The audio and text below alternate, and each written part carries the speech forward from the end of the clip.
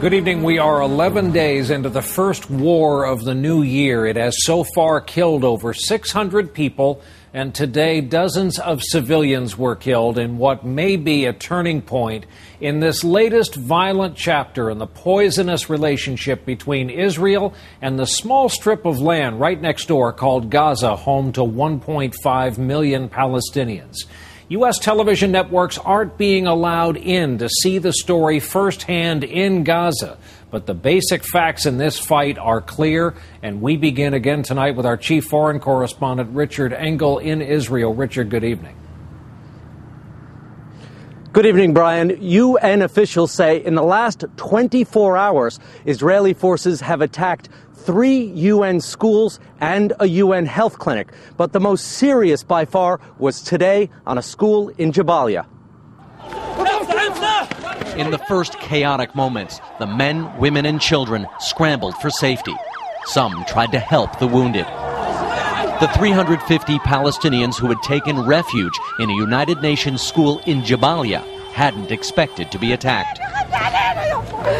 But just before sunset, a volley of Israeli mortars exploded by the school's outer wall, sending shrapnel flying. UN and medical officials estimate 40 people were killed, 55 wounded.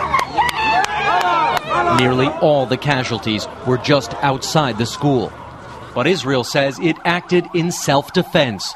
Tonight, the Israeli army said 2 Hamas militants fired first, launching mortars on soldiers from the UN school. We shot back, probably also from helicopters.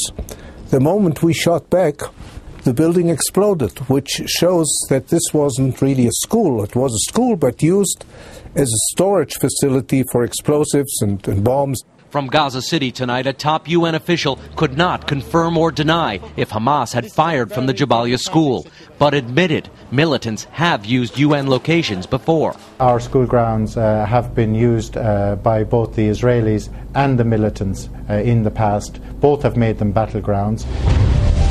Pictures of the Jabalia school dead and injured today led every major newscast in the Arab world. More than 77 Palestinians were killed today. And despite growing Arab outrage, Israeli cabinet member Avi Dichter told us Israel must continue its offensive to eliminate Hamas rockets. Isn't Israel concerned that this has been an overreaction, that there's too much suffering in Gaza? We count more than 2,000 rockets launched towards Israel. That's an overreaction by terrorists. But civilian casualties, like those today at the UN school in Jabalia, are adding international pressure on Israel to find a ceasefire. 15,000 Palestinians are taking refuge in UN schools tonight, but some of them, Brian, are now starting to leave, not even feeling safe there. Brian? Richard Engel starting us off again tonight in Israel on the edge of Gaza. Richard, thanks.